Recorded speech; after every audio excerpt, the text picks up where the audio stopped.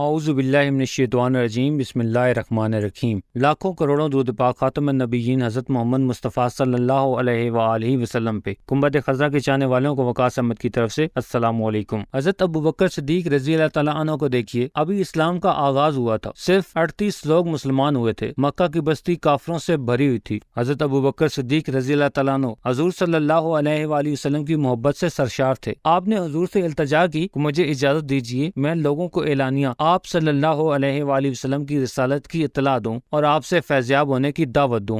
آپ صلی اللہ علیہ وآلہ وسلم نے فرمایا، اے ابو بکر ابھی ذرا صبر کر لو، ابھی ہم تعداد میں کم ہیں۔ حضرت ابو بکر صدیق رضی اللہ تعالیٰ عنہ پہ غلبہ حال طاری تھا، انہوں نے پھر اصرار کیا حتیٰ کہ حضور صلی اللہ علیہ وآلہ وسلم نے اجازت دے دی۔ حضرت ابو بکر صدیق رضی اللہ تعالیٰ عنہ نے بے خوف و خطر لوگوں کو اللہ اور اس کے رسول صلی اللہ علیہ وآلہ وسلم کی طرف دعوت دی۔ حافظ ابن کثیر رحمۃ اللہ علیہ لکھتے ہیں کہ حضور صلی اللہ علیہ وآلہ وسلم کے بعثت کے بعد حضرت ابو بکر صدیق رضی اللہ تعالیٰ عنہ پہلے خطیب ہیں جنہوں نے لوگوں کو اللہ اور اس کے رسول صلی اللہ علیہ وآلہ وسلم کی طرف بلایا۔ مشرکین مکہ آپ پہ ٹوٹ پڑے، آپ کو سخت پیٹا اور روندا۔ عتبہ بن ربیہ نے آپ کے چہرے پہ بے تحاشا تھپڑ مارے۔ آپ قبیلہ بنو تمیم سے تھے۔ آپ رضی اللہ تعالیٰ عنہ کے قبیلے کے لوگوں کو خبر ہوئی تو وہ دوڑے آئے، مشرکین سے انہیں چھڑایا، ان کو ان کے گھر چھوڑ آئے۔ حضرت ابو بکر صدیق رضی اللہ تعالیٰ عنہ بے ہوش تھے اور لوگوں کا خیال تھا کہ وہ جانبر نہ ہو سکیں گے۔ وہ دن بھر بے ہوش رہے۔ جب شام کو ہوش آیا تو آپ رضی اللہ تعالیٰ عنہ کے والد ابو قحافہ اور آپ رضی اللہ تعالیٰ عنہ کے قبیلے کے لوگ آپ کے پاس کھڑے تھے۔ ہوش آتے ہی پہلی بات انہوں نے یہ کہی کہ رسول اللہ صلی اللہ علیہ وآلہ وسلم کہاں ہیں اور کس حال میں ہیں۔ ان کے قبیلے کے لوگ سخت برہم ہوئے اور انہیں ملامت کی کہ جس کی وجہ سے یہ ذلت اور رسوائی تمہیں اٹھانی پڑی ہے اور یہ مار پیٹ تمہیں برداشت کرنی پڑی ہے، ہوش میں آتے ہی تم پھر ان کا پوچھ رہے ہو۔ ان عقل کے اندھوں کو کیا خبر تھی کہ ان کی خاطر سختیاں جھیلنے میں جو لذت ہے وہ دنیا داروں کو پھولوں کی سجوں اور نرم بستروں پہ بھی حاصل نہیں ہوتی۔ ان کی قبیلے کے لوگ مایوس ہو کے اپنے گھروں کو لوٹ گئے اور ان کی ماں ام الخیر سے کہہ گئے کہ جب تک یہ محمد صلی اللہ علیہ وآلہ وسلم کی محبت سے باز نہ آئے گا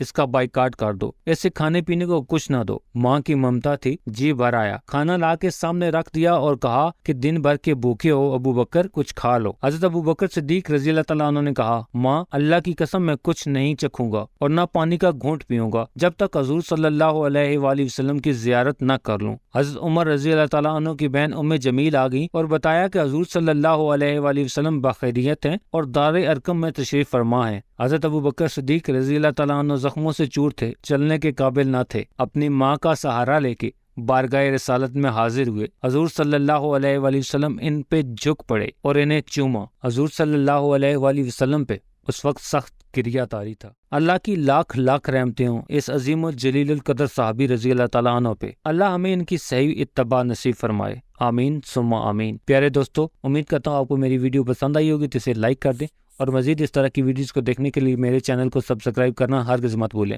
بیل کا بٹن بھی دبا دیں تاکہ آپ کو نئی آنے والی ویڈیوز کا نوٹیفیکیشن مل سکے۔ ملتے ہیں ایک نئی ویڈیو کے ساتھ، تب تک کے لیے اپنا خیال رکھیے گا۔ اللہ رب العزت آپ کو آسانیاں دے اور آسانیاں بانٹنے کا شرف عطا کرے۔ اللہ حافظ۔